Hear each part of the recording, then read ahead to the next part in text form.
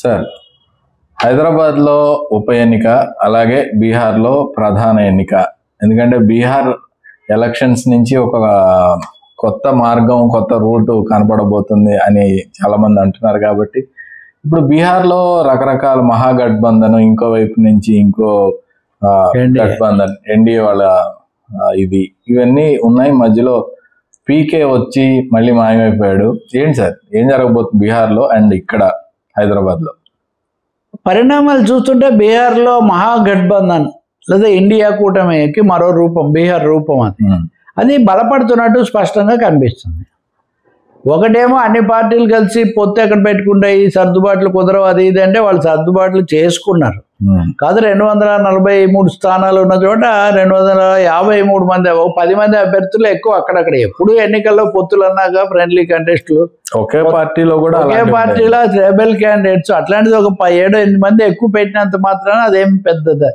మన బడా మీడియా దాన్ని చాలా ప్రధానంగా చూపిస్తుంటుంది. అంతకంటే ముఖ్యమైనది ప్రమోద్, ముఖ్యమంత్రి అభ్యర్థిగా తేజస్వి యాదవ్ ఉంటాడు అని కాంగ్రెస్ పార్టీ అధికారికంగా మాజీ ముఖ్యమంత్రి అశోక్ గెహ్లాట్ సమక్షంలో ప్రకటించింది. ఇది చాలా ముఖ్యమైనది. అసలు ఒక పార్టీ గెలిస్తే కూడా ముఖ్యమంత్రి ఎవరవుతారు అన్నది, అది ప్రజల విశ్వాసం పెంచడానికి, ఒక అభిప్రాయం రావడానికి దోహదం చేస్తుంది.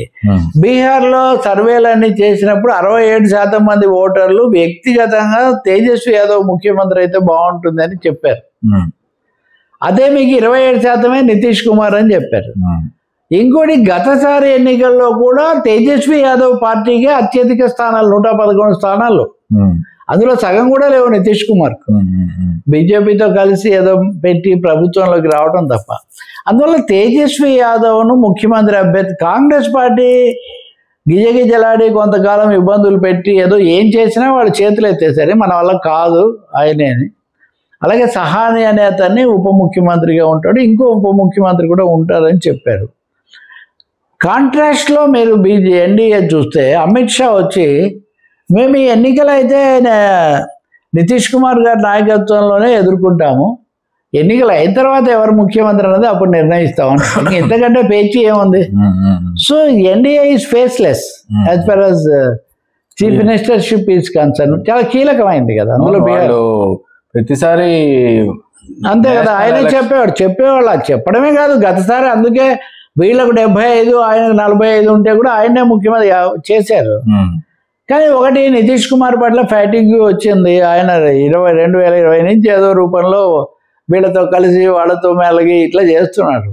ఇంకా డెడ్ ఎండ్కు చేరుకున్నట్టుగా కనిపిస్తుంది. మూడోది, జాతీయ స్థాయిలో దళితుల మీద దాడులు, ఈ సమస్యలు రావటం, ఈ అన్నిటి రీత్యా కూడా కొంత కాంగ్రెస్ పార్టీ, రాహుల్ గాంధీ అక్కడే ఫోకస్ చేయటం, వామపక్షాలకు కూడా అక్కడ చెప్పుకోదగిన బలం ఉంది. ఇది కూడా ఒక ముఖ్యమైన అంశం. ఎక్కడెక్కడ వామపక్షాలకు కాస్త బలం ఉంటుందో వాళ్ళు అక్కడున్న రాజకీయ పొందిక అరేంజ్మెంట్ను కాపాడతాయి. ఇప్పుడు వామపక్షాలకు ఎక్కడ స్థానాలు లేకుండా పోవడం ఒక ముఖ్యమైన కారణం. అదే గతంలో 20 స్థానాలు 25 స్థానాలు సిపిఐ సిపిఎంలకు ఉన్నప్పుడు ఎన్టీఆర్ ప్రభుత్వాన్ని పడిపోతే వాళ్ళు నిలబెట్టగలిగే వాళ్ళు, లేదా ఇట్లాంటివి జరిగేది. బీహార్లో మటుకు ఇప్పుడు ఉదాహరణకు అబౌట్ 130+ స్థానాలు ఆర్జేడీ, 50+ స్థానాలు కాంగ్రెస్ పార్టీ, దాదాపు 35 స్థానాల్లో వామపక్షాలు పోటీ చేస్తున్నాయి. సో దీని అంతటి వల్ల ఒక బహుళత్వం కూడా వస్తుంది. సహజంగా మై అంటారు, ముస్లిం యాదవ్, ఇది వీళ్ళ ఈక్వేషన్. ఎలాగో అటే పోతారని చెప్పి బీజేపీ పార్టీ యాదవ్లకు అసలు టికెట్లు ఇవ్వలేదట. భూమిహారాలు, రాజపుత్లకు వాళ్ళు ఎక్కువ టికెట్లు ఇచ్చారు. అలాగే నితీష్ కుమార్ ఇంకొక వాళ్ళకి ఇచ్చారు, బ్యాక్వర్డ్ క్యాస్ట్లకు మాత్రమే. అందువల్ల సామాజికంగా, రాజకీయంగా వ్యక్తుల పరమైన ఆకర్షణ అనేక కారణాల రీత్యా మహాగఠబంధన్కు అనుకూలత ఎక్కువగా ఉంటుంది అని సాధారణంగా ఉంది. అందుకోసమే ఈ సర్ర అనే తతంగం పెట్టి 63 లక్షల ఓట్లు లేపేశారు అనేది కూడా సాధారణమైన అభిప్రాయం. మీరు ప్రశాంత్ కిషోర్ అన్నారు కదా, ప్రశాంత్ కిషోర్ ఏదో ఉద్ధరిస్తానన్నవాడు అసలు తనే పోటీ చేయడం మానేశాడు. మానేసి ఓ బాంబు వేసాడు. ఏమనంటే, మా అభ్యర్థుల మీద బీజేపీ వాళ్ళు ఒత్తిడి తెస్తున్నారు, స్వయంగా అమిత్ షా రంగంలో ఉండి ఇప్పుడు హడలు కొడుతున్నాడు అని.